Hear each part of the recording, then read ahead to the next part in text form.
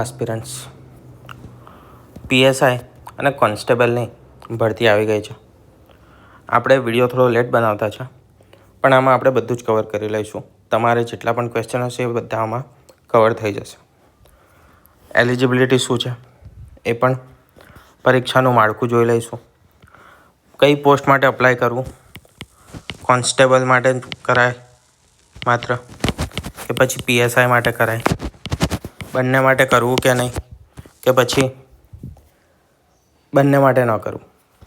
ઉપરાંત મેથ્સ અને રિઝનિંગ બંનેમાં ઘણો મોટો પોર્શન છે, મોસ્ટ ઇમ્પોર્ટન્ટ બની રહે છે મેથ્સ અને રિઝનિંગ બંને એક્ઝામ માટે, કેમ કે તેનો વેટેજ ખાસું બધું છે, વેટેજ સૌથી વધારે છે. બરાબર, તો જેને બિલકુલ જ નથી આવડતું તેને અપ્લાય કરવું કે નહીં, બરાબર, એ શીખી જશે કે નહીં, એટલો ટાઈમ મળશે. બીજી વસ્તુ, પરીક્ષા ક્યારે આવશે, અભ્યાસક્રમ શું છે, આખો અભ્યાસક્રમ આપણે જોવાના છે, સિલેબસ આખો જોઈશું. પરીક્ષા અંદાજિત ક્યારે આવવાની શક્યતા છે, બરાબર, ક્યારે આવી શકે છે.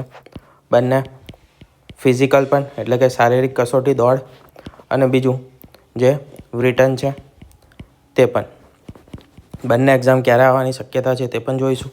અને સીસી માટે રાહ જોવી કે નહીં, જે લોકો સીસીની રાહ જોઈ રહ્યા છે એ લોકોએ આમાં અપ્લાય કરવું કે ના કરવું. ઉપરાંત રજાઓ મળે છે કે નહીં, રજાના દિવસે એટલે કે સેટરડે અને સન્ડેની જે રજા હોય છે બધી જગ્યાએ તે તમને મળે છે કે નહીં તે જ. ઉપરાંત એના સિવાય બીમાર પડ્યા કે પછી લગ્ન છે, કોઈ પણ પ્રકારનું બીજું કોઈ પણ કારણ છે એ પ્રકારની રજાઓ મળશે નહીં, મળશે તો કેટલી મળશે, પગાર કેટલો મળશે, જેટલો ક્લાસ 3માં મળતો હોય છે 26,000 એ, કે પછી એનાથી કંઈ વધારે મળે છે, એ તમામ વસ્તુ આપણે જોઈશું. પીએસઆઈમાં કેટલી સેલરી છે, બરાબર, બધા ક્વેશ્ચનના આન્સર લઈશું. તો શરૂ કરીએ. તો સૌપ્રથમ વાત કરીએ તો જગ્યાઓ જોઈ લઈએ. તો જગ્યાઓ કેટલી છે, તો ટોટલ તો છે આપણે 13,591 જેટલી જગ્યા છે. એમાં જનરલની વાત કરીએ તો જનરલમાં છે 5,763 જેટલી જગ્યાઓ છે જનરલ માટે. પછી આર્થિક રીતે નબળા એટલે કે ઈડબ્લ્યુએસ માટે છે 1,446. શારીરિક અને શૈક્ષણિક રીતે પછાત વર્ગ માટે છે 3,417. આ ઈડબ્લ્યુએસની, આ ઓબીસીની, આ એસસી અને આ છે એસટીની 2,037. બરાબર. હવે આ જેટલી જગ્યાઓ છે આ બધી છે ફિમેલ માટેની જગ્યાઓ છે. તો ફિમેલ માટે જનરલમાં 1,425 છે, ઈડબ્લ્યુએસમાં છે 358, ઓબીસીમાં 813, એસટીમાં 498 અને એસસીમાં છે 225. બરાબર. હવે જે પીએસઆઈની છે અને કોન્સ્ટેબલની છે એની જોઈએ તો કુલ જગ્યાઓ પીએસઆઈ બિન હથિયારી તેમાં છે 659 જગ્યા છે, સબ ઇન્સ્પેક્ટર હથિયારી તેમાં છે 129, જેલર ગ્રુપ 2 જે માત્ર પુરુષો માટે છે, મહિલાઓ માટે નથી, તેમાં છે 70 જગ્યાઓ. પછી કોન્સ્ટેબલની વાત કરીએ તો બિન હથિયારી પોલીસ કોન્સ્ટેબલની છે 6,942, હથિયારી પોલીસ કોન્સ્ટેબલની છે 2,458 જેટલી. જેલ સિપાઈ આ પણ ફક્ત પુરુષો માટે છે. તો જેલ સિપાહીમાં પીએસઆઈ અને કોન્સ્ટેબલ બંને માત્ર કોના માટે છે, તો કે મેલ માટે છે, એટલે કે પુરુષો માટે જ છે, મહિલાઓ માટે નથી. જેલ સિપાહી મહિલા, બરાબર, એ જે અલગ છે એમાં છે 31 પોસ્ટ, અને હથિયારી પોલીસ કોન્સ્ટેબલમાં 3,002 પોસ્ટ છે. તો આ થઈ જે પણ જગ્યાઓ છે તેની વિગત. હવે વાત કરીએ શૈક્ષણિક લાયકાતની, કે શૈક્ષણિક લાયકાત કઈ છે. તો પહેલાં વાત કરીએ પીએસઆઈ માટે. આ લાયકાત છે પીએસઆઈની. તો પીએસઆઈમાં જોઈએ તો ઉમેદવારની ભારતમાં અથવા તો રાજ્યના અધિનિયમથી સ્થપાયેલી યુનિવર્સિટીમાંથી પૈકી કોઈ પણ અથવા તો માન્ય યુનિવર્સિટી એટલે કે ગવર્મેન્ટ દ્વારા સરકાર દ્વારા માન્ય થયેલી યુનિવર્સિટીમાંથી ગ્રાન્ટ મેળવતી કોઈપણ યુનિવર્સિટીમાંથી તેમને સ્નાતકની પદવી મેળવેલી હોવી જોઈએ, એટલે કે ગ્રેજ્યુએશન થયેલું હોવું જોઈએ. જો તમે સ્નાતકની પદવી મેળવી છે, ગ્રેજ્યુએટ થયેલા છો, કોઈ પણ સ્ટ્રીમ હોય, કોઈ પણ શાખામાંથી તમારું ગ્રેજ્યુએશન કમ્પ્લીટ થયેલું છે, તો તમે PSI માટે એલિજિબલ છો, લાયકાત ધરાવો છો. ઉપરાંત વાત કરીએ હવે લોકરક્ષક કેડરની એટલે કે LRDની કોન્સ્ટેબલ માટે. તો તમે 12 પાસ છો, સેકન્ડરી હાયર એજ્યુકેશનની પરીક્ષા જે ગુજરાત બોર્ડ દ્વારા કે અન્ય બોર્ડ દ્વારા લેવાયેલી હોય એ તમે પાસ કરેલી છે, તો તમે LRD માટે એલિજિબલ છો. હવે ઉંમરની વાત કરીએ તો મહત્તમ ઉંમર 35 વર્ષ છે, એટલે કે અહીંયા તારીખ પણ આપેલી છે 23/12/1990. 23/12/1990 આ તારીખ પછી તો જન્મ થયો હોય તમારો તો તમે એલિજિબલ છો, અપ્લાય કરી શકો છો ઉંમર પ્રમાણે. અને જે લોકો LRDમાં કોન્સ્ટેબલમાં અપ્લાય કરવા માગે છે તેમના માટે 18 વર્ષ કરતાં ઓછી ન હોવી જોઈએ અને 33 વર્ષ કરતાં વધુ ન હોવી જોઈએ. એના માટે 2 ડેટ આપી છે. એક આપી છે 23/12/1992, આના પછી હોવા જોઈએ, અને 23/12/2007 પછી ન હોવા જોઈએ. એટલે કે આ 2 ડેટની વચ્ચે જે પણની જન્મ તારીખ આવે છે તે લોકો અપ્લાય કરી શકે છે. તો આપણે શૈક્ષણિક અને ઉંમર જોઈ લીધી, લાયકાત તેની. હવે જોઈએ શારીરિક ધોરણો. તો પુરુષો માટે જોઈએ તો પુરુષો માટે જે પણ ગુજરાતના અનુસૂચિત જનજાતિના ઉમેદવારો છે તેમના માટે 162 સેન્ટીમીટર જેટલી તેમની હાઇટ હોવી જોઈએ. રિલેક્સેશન આપેલું છે કોને, તો કે માત્ર ST કેટેગરી માટે છે. કોના માટે છે? ST માટે, જનજાતીય ઉમેદવારો માટે 162 સેન્ટીમીટર ઊંચાઈ, અને આમાં કોઈ પણ પ્રકારનું રિલેક્સેશન નથી. 79 સેમી ફૂલાવ્યા વગરની છાતી અને 84 સેન્ટીમીટર જેટલી ફૂલાવેલી. હવે ST સિવાયના તમામ ઉમેદવારો માટે બીજી કોઈ પણ કેટેગરીમાં જો તમે આવતા હોય તો 165, અને આ તો બંને સેમ જ છે, 79 અને 84 સેન્ટીમીટર. હવે વાત કરીએ મહિલા ઉમેદવારો માટે. તો મહિલા ઉમેદવારો માટે જે ST કેટેગરીના છે એટલે કે અનુસૂચિત જનજાતિ કેટેગરીના છે તેમની ઊંચાઈ 150 સેન્ટીમીટર માગી છે, અને જનજાતીય ઉમેદવારો સિવાયના તમામ માટે 155 સેન્ટીમીટર જેટલી હાઇટ જોઈશે. તો આ થઈ શારીરિક લાયકાત. હવે એક્ઝામ જોઈ લઈએ, એટલે કે પરીક્ષા પદ્ધતિ તમારી કેવી રીતની હશે. તો 2 સ્ટેજમાં તમારી એક્ઝામ હશે, 2 સ્ટેજ હશે. એમાં જે ફર્સ્ટ સ્ટેજ છે તે હશે તમારું ફિઝિકલ અને ક્વોલિફાઈંગ નેચર હશે. આમાં માત્ર તમારે પાસ થવાનું છે, બરાબર. ખાલી માત્ર ને માત્ર પાસ કરવાની છે. આના માર્ક્સ ગણાય નહીં, બરાબર. ફિઝિકલના કોઈ પણ માર્ક ગણાવવાના નથી, ફક્ત ને ફક્ત તમારે પાસ થવાનું છે. ક્વોલિફાઈંગ નેચર છે બંનેમાં, PSIમાં હોય કે પછી કોન્સ્ટેબલમાં હોય, બંનેમાં ફર્સ્ટ સ્ટેજ છે ક્વોલિફાઈંગ ઇન નેચર છે. સેકન્ડ સ્ટેજ છે તો મેઇન્સ એક્ઝામ, અને આમાં છે માત્ર MCQ. આમાં મેઇન્સ એક્ઝામ એટલે લખ્યું છે કે આમાં તમારે PSIમાં MCQ અને પ્લસ રિટન એટલે કે લખવાનું બંને વસ્તુ તમારી ઇન્ક્લુડ છે. 2 પેપર આવશે. ફર્સ્ટ આવશે જેમાં MCQ હશે, અને સેકન્ડ પેપર જેમાં તમારે લખવાનું હશે, બરાબર. આમાં તમારે માત્ર MCQની એક્ઝામ છે, MCQs આવશે, બરાબર. આ થયા 2 સ્ટેજ, અને એના પછી તમારું મેરિટ બનશે, અને તેના આધારે તમે પાસ થશો, બરાબર. 2 સ્ટેજની એક્ઝામ છે. પહેલું ખાલી ક્વોલિફાઈંગ છે, જેમાં દોડવાનું આવશે, દોડ પૂરી કરવાની. હવે દોડના અને એના ક્રાઇટેરિયા આપણે જોઈ લઈએ. તો ફર્સ્ટ સ્ટેજ જે શારીરિક કસોટીનું છે, તે શારીરિક કસોટી માટે પુરુષો માટે શું ક્રાઇટેરિયા છે, તો તે છે 5000 મીટરની દોડ, એટલે કે 5 કિલોમીટરની દોડ, અને કેટલી વારમાં, તો કે 25 મિનિટમાં વધુમાં વધુ પૂરી કરી દેવાની, 5 કિલોમીટર 25 મિનિટમાં તમારે કમ્પ્લીટ કરવાનું રહેશે. મહિલા માટે 1600 મીટરની દોડ છે, એટલે કે 1 કિલોમીટર અને 600 મીટર 1.6 કિલોમીટરની દોડ 9 મિનિટ અને 30 સેકન્ડમાં પૂરી કરવાની રહેશે.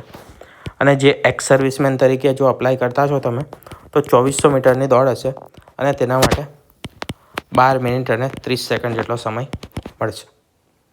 તો આ થઈ ગઈ જે ફર્સ્ટ છે તે. આના કોઈ પણ માર્ક રહેશે નહીં. જો તમે 25 મિનિટમાં દોડ પૂરી કરી લીધી, એટલે કે 5 કિલોમીટર દોડી ગયા, તો તમે આ સ્ટેજ ક્લિયર કરી ગયા. પછી તમારે સીધી મેન્સની તૈયારી કરવાની, એટલે કે જે સેકન્ડ એક્ઝામ છે, સેકન્ડ સ્ટેજ, તેની તૈયારી કરવાની, સેકન્ડ સ્ટેજની. બરાબર. એ જ રીતે મહિલા પણ જો 1.6 કિલોમીટર 9:30 પતાવી દે છે, તો એ પણ પાસ થઈ જશે, પાસ ગણાશે. તો આ તે સ્ટેજ 1. હવે વાત કરીએ સેકન્ડ સ્ટેજ, જે PSI કેડરનું છે, તેની સૌપ્રથમ વાત કરીએ. તો ના દેખાતું હોય તો થોડું ઝૂમ કરી દઈએ આપણે. તો પોલીસ કેડરમાં જે સેકન્ડ સ્ટેજ છે PSIનું છે. આ PSI માટે તો પહેલું પેપર આવશે જનરલ સ્ટડીઝનું, જેમાં MCQ હશે 200 માર્ક્સના. પેપર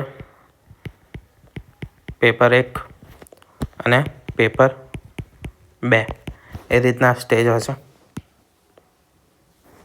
બરાબર. આ કેટલા માર્કનું હશે? તો આ હશે 200 માર્ક્સનું અને આ હશે 100 માર્ક્સનું. આ જે 200 માર્ક્સ છે એ MCQs હશે અને આમાં રિટન હશે, એટલે કે લખવાનું હશે. આમાં જનરલ સ્ટડીઝ તમને પૂછાશે. એનો સિલેબસ આપણે આગળ જતાં ડિસ્કસ કરીશું કે જનરલ સ્ટડીઝમાં કયા કયા સબ્જેક્ટ કરવાના છે અને કેટલી વસ્તુ તમારે કરવાની છે. આ જે છે તેમાં તમારું લેંગ્વેજ ટેસ્ટ છે, એટલે કે ભાષાના પેપર હશે. એક જ પેપર આવશે. કઈ ભાષા આવશે? તો એક ઇંગ્લિશમાં આવશે અને બીજી ભાષા આવશે તમારી ગુજરાતી, આપણી માતૃભાષા. બરાબર. હવે સિલેબસની જો વાત કરીએ તો જે પેપર 1 છે તેમાં 2 પાર્ટ હશે. આને પહેલાં કાઢી દઈએ.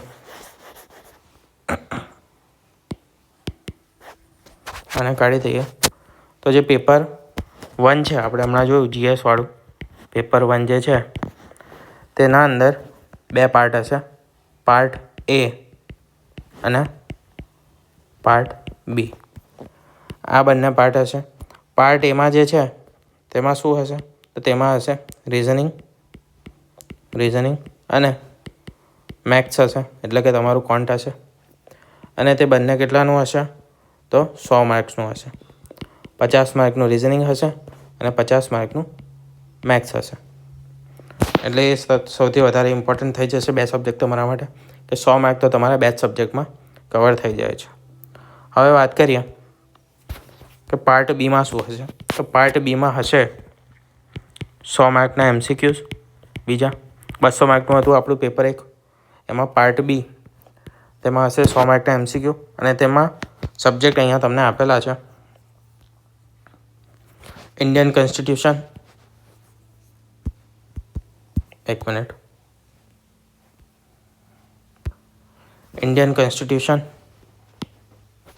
અને પબ્લિક એડમિનિસ્ટ્રેશન 25 માર્કનું હશે. હિસ્ટ્રી, જિયોગ્રાફી અને કલ્ચરલ હેરિટેજ, એટલે કે આપણો સાંસ્કૃતિક વારસો, ભૂગોળ, ઇતિહાસ અને સાંસ્કૃતિક વારસો, તે પણ હશે 25 માર્કનું. કરંટ અફેર્સ અને જનરલ નોલેજ, એ પણ 25 માર્કનું છે. અને એન્વાયરમેન્ટ, સાયન્સ, ટેક અને ઇકોનોમિક્સ, એટલે કે અર્થશાસ્ત્ર, એ હશે 25 માર્કનું. એ રીતે તમારા કુલ 100 માર્ક અહીંયા પતી જશે. આ હતું પેપર 1નું પાર્ટ 2. હવે જોઈએ પેપર 2. આને પહેલાં હટાવી દઈએ. તો આ છે પેપર 2માં. અને પેપર 2 હશે તમારું 3 કલાકનું, 180 મિનિટ, એટલે કે 3 કલાકનું હશે. અને એમાં પણ 2 પાર્ટ હશે. એક પાર્ટમાં ગુજરાતી અને બીજા પાર્ટમાં ઇંગ્લિશ ભાષા. 2 ભાષાના પેપર હશે. નિબંધ લખવાનો હશે તમારો, એસે હશે, તે 30 માર્કનો છે. પ્રેસિવ રાઇટિંગ છે એ 10 માર્કનું છે. કોમ્પ્રિહેન્શન ગુજરાતીમાં એ 10 માર્કનું છે. રિપોર્ટ રાઇટિંગ છે 10 માર્કનું. અને લેટર રાઇટિંગ છે એ પણ 10 માર્કનું છે. હવે ઇંગ્લિશમાં પણ પ્રેસિવ રાઇટિંગ છે, કોમ્પ્રિહેન્શન છે અને ટ્રાન્સલેશન છે. ઇંગ્લિશ માત્ર 30 માર્કનું છે અને જે ગુજરાતી છે તે 70 માર્કનું છે. એ રીતે ટોટલ થશે 100 માર્ક અને 3 કલાક તમને મળશે. તો આ હતું પેપર સ્ટાઇલ જે PSIની હતી, સેકન્ડ સ્ટેજની. હવે વાત કરીએ તો PSI કોન્સ્ટેબલમાં જે LRDનું પેપર હશે, એટલે કે કોન્સ્ટેબલનું જે પેપર હશે તેની સ્કીમ જોઈએ કે તેમાં કઈ રીતે હશે. તો લોકરક્ષક દળ એટલે કે LRD માટે, કોન્સ્ટેબલ માટે જે સ્ટેજ 1 છે, તે તો ફિઝિકલ છે, તે ક્લિયર થઈ જશો તો આવશે સેકન્ડ સ્ટેજ અને તેમાં હશે MCQ ટેસ્ટ. આમાં પણ પાર્ટ A હશે અને પાર્ટ B હશે, 2 પાર્ટ હશે. પહેલા પાર્ટમાં અને બીજા પાર્ટમાં બંનેમાં થઈને ટોટલ 200 માર્ક્સ હશે. હવે પાર્ટ A જે છે, બરાબર, આજે પાર્ટ A છે તે ટોટલ 80 માર્કનો હશે. 80 MCQs હશે, 80 માર્ક્સ, બરાબર. 80 માર્કના 80 MCQ હશે અને મિનિમમ 40% લાવવાના હશે તમારે.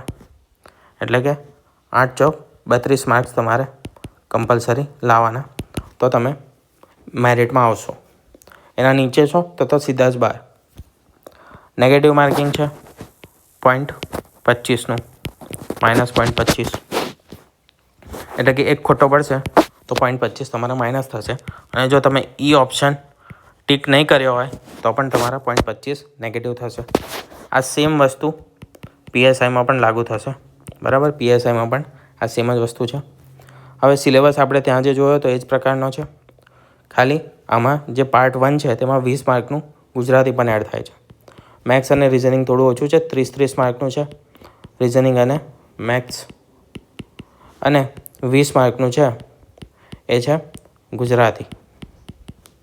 આમાં તમારે ઇંગ્લિશ નહીં હોય. હવે જે પાર્ટ 2 છે, પાર્ટ B છે, તે હશે 120 માર્કનો. 120 માર્કના જે પાર્ટ Bમાં કોન્સ્ટિટ્યુશન હશે પહેલું. પહેલામાં જે ભણ્યા હતા એ ધ ઇન્ડિયન કોન્સ્ટિટ્યુશન, એ હશે 30 માર્કનું. કરંટ અફેર્સ, સાયન્સ, ટેકનોલોજી અને જનરલ નોલેજ એ હશે 40 માર્કનું. અને history, cultural heritage, geography, Gujarat અને ભારતની બંનેની એ હશે ટોટલ 50 માર્કનું. એ એમ થઈને 120 માર્ક ટોટલ તમારા થશે, બરાબર. હવે જોઈએ સિલેબસ, બરાબર, કે ભાઈ સિલેબસ કઈ રીતના છે. તો સિલેબસમાં સૌપ્રથમ જોઈએ LRDનો આપણે સિલેબસ જોઈએ. તો LRDમાં પેપર 1 છે અને પાર્ટ 1, પાર્ટ A એનો અભ્યાસક્રમ જોઈ લઈએ. તો એમાં સૌપ્રથમ છે 30 માર્કનું રિઝનિંગ અને ડેટા ઇન્ટરપ્રિટેશન, એટલે કે તમારું તાર્કિક બુદ્ધિમત્તા કહેવાય રિઝનિંગને, તે આવશે રિઝનિંગ. અને બીજું 30 માર્કનું હશે મેથ્સ, ગણિત હશે. પછી જે 20 માર્કનું છે તે હશે ભાષા આપણી. તેમાં વ્યાકરણ અને ભાષા બંને આવી ગયા ગુજરાતીના. વ્યાકરણ પ્લસ ભાષા ગુજરાતીનું. આ થઈ ગયું ટોટલ 80 માર્ક્સ, બરાબર. હવે જોઈએ પાર્ટ B, પેપર 1નો પાર્ટ B.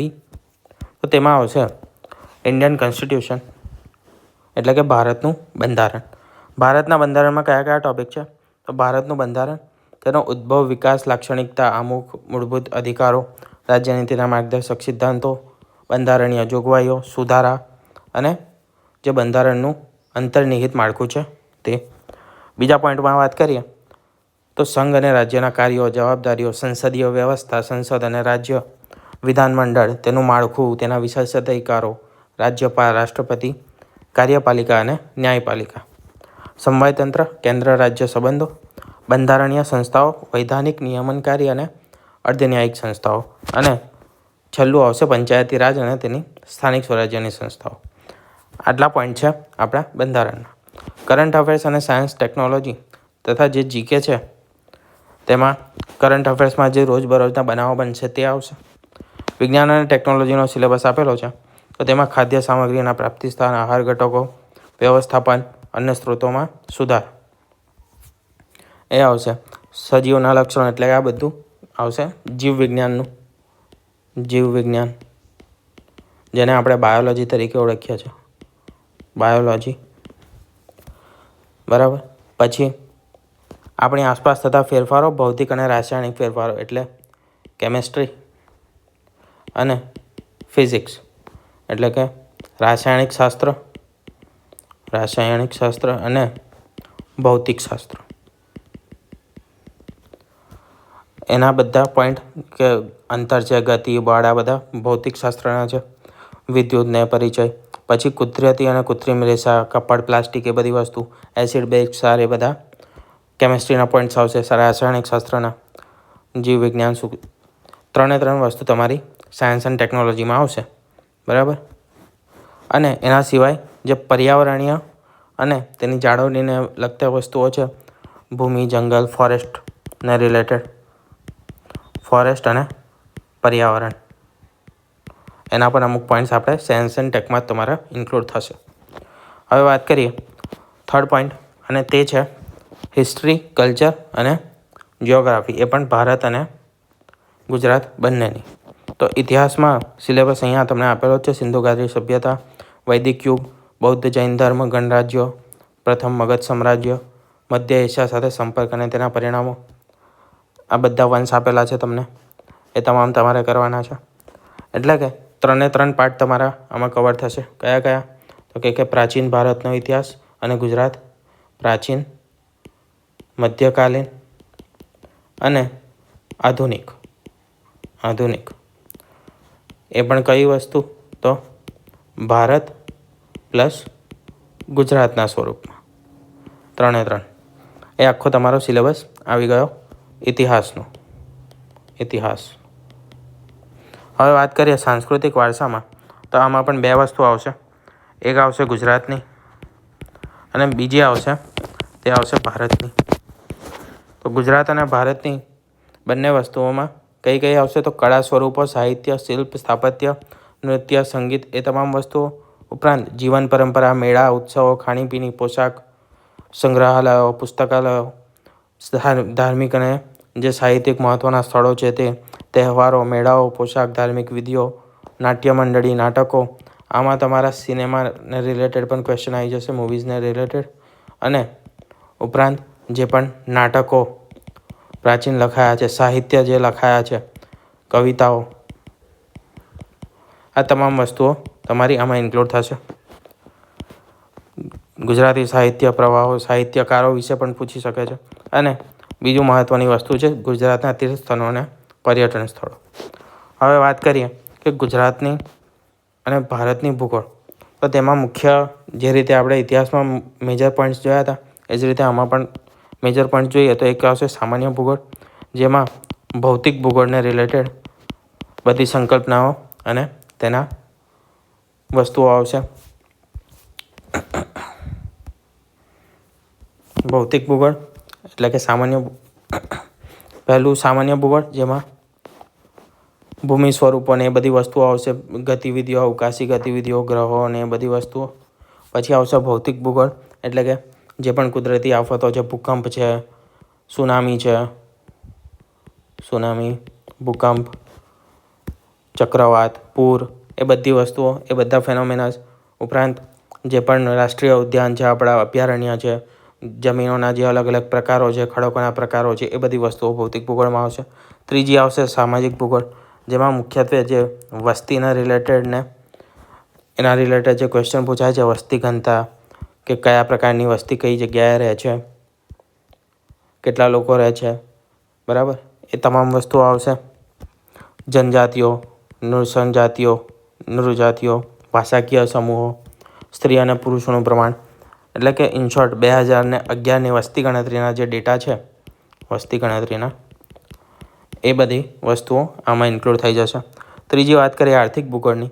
તો આર્થિક ભૂગોળમાં કૃષિ, ઉદ્યોગો, સેવાઓ તથા જે તેની મુખ્ય લાક્ષણિકતાઓ છે, કઈ જગ્યાએ કયા ઉદ્યોગ છે, કઈ જગ્યાએ કયો પાક થાય છે, એ બધી વસ્તુઓ તમારી આર્થિક ભૂગોળમાં આવશે. અને ચોથું એ છે વર્તમાન પ્રવાહોનું સંદર્ભમાં મુખ્ય ભૂગોળ. હવે વર્તમાન પ્રવાહોના સંદર્ભમાં જે મુખ્ય ભૂગોળ છે એમાં ખાલી ભૂગોળના નહીં પરંતુ વિજ્ઞાન અને ટેકનોલોજીના પણ, એટલે કે સાયન્સ એન્ડ ટેક આગળ જોયું એના પણ, જિયોગ્રાફી ભૂગોળના, અને જે પણ બંધારણ રિલેટેડ પણ જે પોઈન્ટ્સ આવે છે એમાંથી પણ ક્વેશ્ચન નીકળી શકે છે કરંટ અફેર્સમાંથી.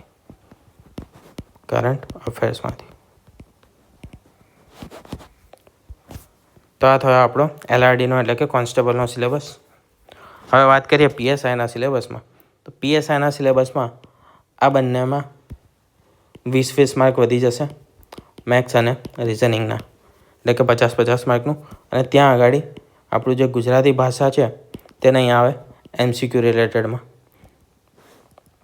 એ લખવાની આવશે આપણે. બાકી બીજો બધો સિલેબસ સેમ છે. આ આપણું છે બંધારણ, અને આમાં બીજી એક વસ્તુ વધે છે એ છે જાહેર પ્રશાસન એટલે કે પબ્લિક એડમિનિસ્ટ્રેશન. જાહેર પ્રશાસનના અમુક પોઈન્ટ્સ આપણા વધશે. બીજું અહીંયા છે હિસ્ટ્રી, જિયોગ્રાફી અને કલ્ચરલ હેરિટેજ, એ આપણે હમણાં જ જોઈ લીધું. એના બધા પોઈન્ટ્સ આપણે જોઈ લીધા. ભૂગોળના પણ બધા પોઈન્ટ્સ જોઈ લીધા. સામાન્ય ભૂગોળ, ભૌતિક ભૂગોળ, સામાજિક ભૂગોળ. ઉપરાંત જે સાંસ્કૃતિક વારસો છે એ પણ સેમ જ સિલેબસ છે. કરંટ અફેર્સ અને જનરલ નોલેજ. તો કરંટ અફેર્સ તમારે પહેલામાં પણ ઇમ્પોર્ટન્ટ છે, આમાં પણ ઇમ્પોર્ટન્ટ છે. કરંટ અફેર્સ અને GK એ બંને માટે ઉપયોગી છે. હવે વાત કરીએ જે અલગ છે, તો એક વસ્તુ આપણે જોઈ અલગ હતી, તે હતી જાહેર પ્રશાસન. એક એક્સ્ટ્રા છે.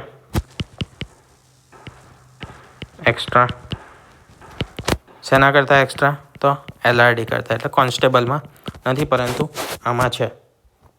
અને બીજી એક વસ્તુ છે એન્વાયરમેન્ટ, એટલે કે પર્યાવરણ અને સાયન્સ ટેક અને ઇકોનોમી એટલે કે અર્થશાસ્ત્ર. આટલા પોઈન્ટ્સ વધારાના છે. હવે પર્યાવરણને લગતા પહેલાંના જે LRD કોન્સ્ટેબલમાં હતા એ મુદ્દાઓ જે વિજ્ઞાનનું હતું, આપણે જે પાર્ટ સમજ્યા હતા, આ થઈ ગયું. આ બધા અહીંયા આગળ પર્યાવરણના એના મુદ્દાઓ કવર કરી લીધા હતા, બરાબર. પરંતુ ત્યાં આગળ બીજા પર્યાવરણ એઝ અ સબ્જેક્ટ એક અલગ વિષય તરીકે ત્યાં આપણે ઇન્ક્લુડ કરેલો છે PSIમાં.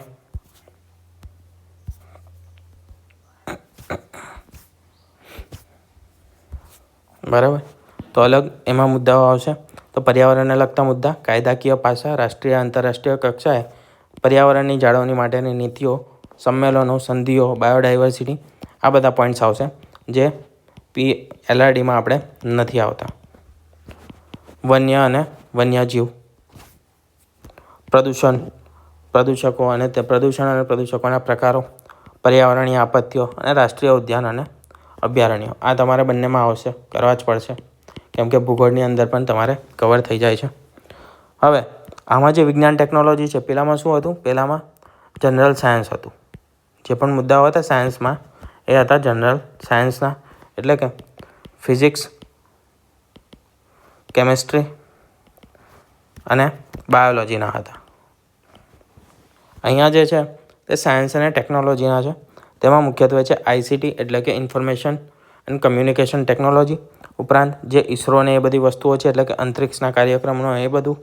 અને બીજું છે કે પ્રવર્તમાન જે ઉર્જા નીતિઓ છે તે બધું, અને પરમાણુ નીતિ અને તેને લગતા વિશ્વના પ્રત્યેના પ્રતિબદ્ધતા, બરાબર, એ બધા વસ્તુઓ છે. અને આ એક અલગ જ સબ્જેક્ટ છે જે એક્સ્ટ્રા છે, એ છે અર્થશાસ્ત્ર. તમારે PSIમાં કરવું પડશે. હવે વાત કરીએ કે અને આ છે પાર્ટ B, આ જોઈ લઈએ પછી બીજી વસ્તુ પૂરી કરીએ આપણે. આ છે પાર્ટ 2. તેમાં આપણે જેમ જોયું હતું એમ નિબંધ છે, સંક્ષેપીકરણ છે, ગદ્ય સમીક્ષા છે, અહેવાલ લેખન છે અને પત્ર લેખન છે. અને ઇંગ્લિશમાં છે પ્રેસિવ રાઇટિંગ, એટલે કે એક ગદ્યખંડ આપેલો હશે એને તમારે 1/3 ભાગમાં, જે સંક્ષેપીકરણ કહીએ એ પ્રેસિવ રાઇટિંગ, બરાબર, એ ઇંગ્લિશમાં આવશે. અને અહીંયા આગળ ગુજરાતીમાં છે, અહીંયા ઇંગ્લિશમાં પણ આવશે. ત્રીજી એક વસ્તુ છે કોમ્પ્રિહેન્શન. એટલે કે એક પેરેગ્રાફ આપ્યો હશે ને એના પરથી તમને પ્રશ્ન પૂછેલા હશે. અને છેલ્લું એક છે એ છે ટ્રાન્સલેશન. ગુજરાતીમાં આપ્યું હશે તેને તમારે ઇંગ્લિશમાં કરવાનું છે. હવે વાત કરીએ બીજા બધા પોઈન્ટ્સની જે આપણે ડિસ્કસ કરવાના હતા. સ્નાતક તો બંનેમાં અપ્લાય કરી જ દેવાનું, બરાબર. અને 12th પાસ છો તો તમે PSIમાં તો અપ્લાય કરી જ નહીં શકો, બરાબર. PSIમાં અપ્લાય કરવાનું રહેતું જ નથી 12th પાસ છો તો. અને સ્નાતક છો તો બંનેમાં કમ્પલસરી અપ્લાય કરી દેવાનું, કમ્પલસરી, મસ્ટ, બરાબર. એટલે કે અચૂક અપ્લાય કરવાનું છે બંનેમાં. એના પાછળનું રીઝન શું છે તો PSIનો જે સિલેબસ છે PSIનું ની તૈયારી કરશો તો તેમાં કોન્સ્ટેબલ આખી આવી જાય, કોન્સ્ટેબલ આવી જાય.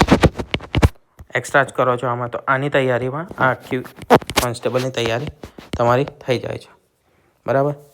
બીજી વસ્તુ, દોડવાનું તમારે એક જ વાર છે, દોડવાનું ક્લિયર થઈ ગયું તમારું તો બંનેમાં ક્લિયર થઈ જશો. સિલેબસ પણ એ જ રીતનો છે, બંને 90% સિલેબસ તમારો મેચ થાય છે. 10% જે વસ્તુ તમારે PSIમાં અલગ કરવાની છે. હવે જો તમને એવું લાગતું હોય કે PSIનું પેપર હાર્ડ આવતું હશે, પોસ્ટ ઊંચી છે એટલે, તો જૂના પેપર્સ જોઈ લેજો. PSIનું પેપર કમ્પેરેટિવલી ઇઝી જ હોય છે મોસ્ટલી, બરાબર. અને જો લખવાનો ડર હોય, તો લખવામાં તો કંઈ ખાસ લખવાનું છે નહીં, નિબંધ છે જે તમે સ્કૂલમાં પણ લખતા આવ્યા હતા, બરાબર.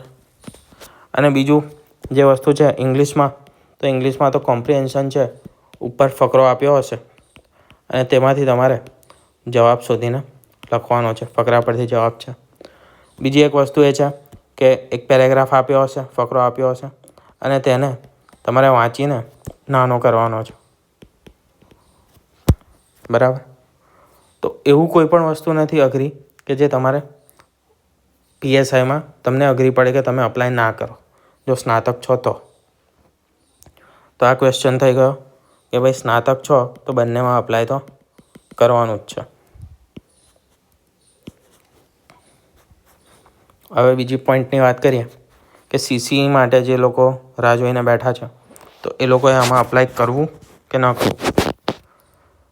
CCE વાળા માટે વાત કરીએ તો CCE માટે હજુ સુધી અપડેટ આવી નથી, હજુ સુધી કોઈ નોટિફિકેશન તો આવી નથી, બરાબર. આવશે ખરી પરંતુ હજી આવી નથી. બીજી એક વસ્તુ કે CCEમાં પણ તમારે મેથ્સ, રિઝનિંગ સૌથી વધારે હશે, બરાબર. મેઇન આ જ હશે અને તેના પછી હશે સેકન્ડ પાર્ટમાં તમારું જે GSના બીજા સબ્જેક્ટ જોયા, GS GKના, તે એ પાર્ટ 2માં હશે. પહેલાં તો આ જ હશે. આમાં પણ તમારે મેથ્સ, રિઝનિંગ કરવાનું છે અને દોડવાનો તમારા પાસે એવું માનીએ કે આજથી તમે દોડવાનું ચાલુ કરો અને વહેલામાં વહેલું બી એક્ઝામ લેવાશે તો પણ 30થી 40 દિવસ તો તમને મળશે જ. તો 30થી 40 દિવસમાં તમે દોડવાની પ્રેક્ટિસ કરો, દોડવાનું શરૂ કરો અને 25 મિનિટની અંદર તમારું થઈ જાય છે તો બેટર છે કે તમને 3 મોકા મળશે, 3 એક્ઝામ મળશે. પહેલું કોન્સ્ટેબલ મળશે, ઉપરાંત PSI અને એના પછી જો CCE આવશે તો એ પણ તમે મળશે. પણ તમે CCE ટાઈમે એડવાન્સમાં પ્રિપેર હશો. કેમ તો તમે જે PSI અને કોન્સ્ટેબલ માટે મેથ્સ, રિઝનિંગ કરશો તે તમારું થઈ ગયું હશે, બરાબર. તમારે રિવિઝન કરવાનું હશે એટલે CCEમાં તમે વધુ તૈયાર થઈ જશો. તો CCE વાળાનો પણ આપણે આન્સર આપી દીધો. હવે વાત કરીએ કે સેલેરી કેટલી હોય છે, એટલે કે પગાર, સેલેરી. તો સેલેરી આપણે જે પણ ક્લાસ 3ની બધી હોય છે પોસ્ટ તેના માટે 26,000ની સેલેરી હોય છે ફિક્સ, જે આપણો ટાઈમ છે તેના એ સમય માટે. તો 26,000થી શરૂ થશે કોન્સ્ટેબલ અને LRDની. LRD એ હશે 26,000, પરંતુ બીજા તમને 4,000 મળે છે, બરાબર, એ એડ થશે. અને તમને જે દરેક રજાઓ હશે, એટલે કે રવિવાર છે, શનિવાર છે, ઉપરાંત કોઈ પણ જયંતિ છે કે પછી જે પણ સરકારી રજાઓ છે, એ વખતે તમે જોબ ચાલુ હશે, રજા નહીં લો, બરાબર, તો તેમાં તમને એક્સ્ટ્રા પૈસા મળશે. તો આ જે ફિગર છે તે અરાઉન્ડ તમને 33,000ની આસપાસ પહોંચી જશે. એટલે કે નોર્મલ ક્લાસ 3 કરતાં તમને વધારે મળશે સેલરી. આ હતી LRDની. અને વાત કરીએ PSIની, તો PSIમાં હશે તમારી ઓફિસર લેવલની છે, એટલે 49,600 સેલરી હશે પર મંથ, બરાબર. અને એ તમામ વસ્તુઓ આમાં પણ લાગુ પડશે જે કોન્સ્ટેબલમાં લાગુ પડી હતી, બરાબર. એ તમામ વસ્તુઓ રજાની. અને હવે વાત કરીએ રજાઓની, તો રજાઓમાં 365 દિવસની જોબ છે.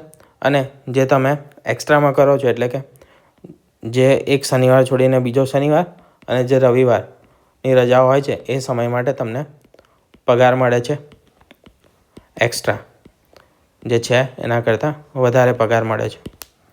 એક વાત થઈ ગઈ. હવે વાત કરીએ રજાઓની, તો CL અને SL બે વસ્તુ હશે, એટલે કમ્પલસરી લીવ અને સ્પેશિયલ લીવ.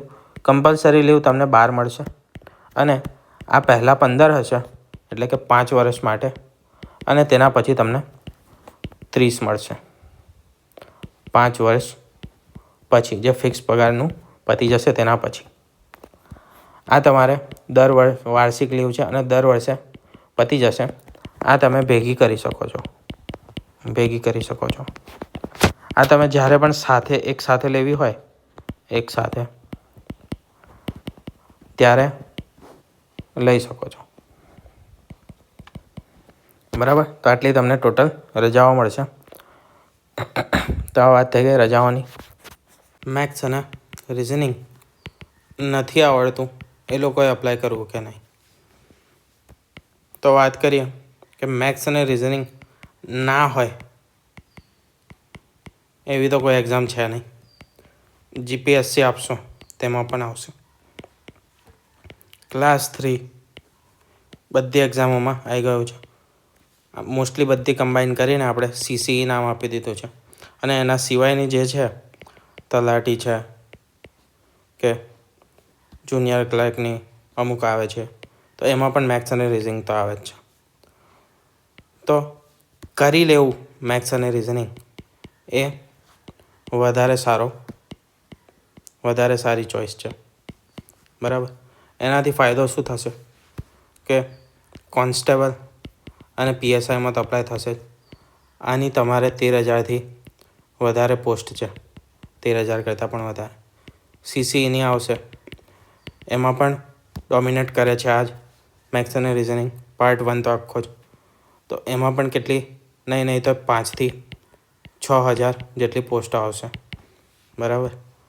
અને બીજી પણ જે પણ આવતી હશે ક્લાસ 3ની, એ અપ્લાય કરી શકશો. અને જો તમારે ગુજરાતની અપ્લાય ના કરવી હોય તો તમે બેન્કિંગમાં પણ જઈ શકો છો. જો તમારું વધારે સારું કવર થઈ જાય તો બેન્કિંગ અને SSC, આના રસ્તાઓ તમારા ખુલી જશે.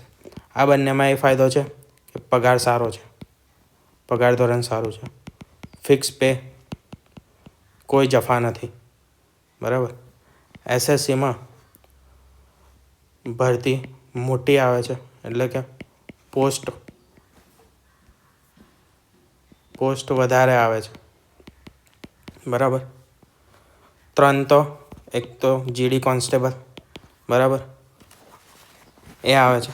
હમણાં જ આવેલી છે એક SSCની. તો બીજું CGL આવશે, CHSL આવશે, બરાબર. CGL, CHSL, GD કોન્સ્ટેબલ, આ બધી એક્ઝામો માટે તમે અપ્લાય કરી શકશો. બેન્કિંગમાં પણ તમે ક્લર્કની તમામ એક્ઝામ માટે અપ્લાય કરી શકશો. અને આમાં પણ પોસ્ટ સારી એવી આવે છે. 5,000થી તો વધારે જ હોય છે. જ્યારે પણ તેની નોટિફિકેશન આવે 5થી 10,000 12,000 એ રીતની ભરતી આવતી હોય છે. બરાબર. તો બધા પોઈન્ટ આપણા કવર થઈ ગયા.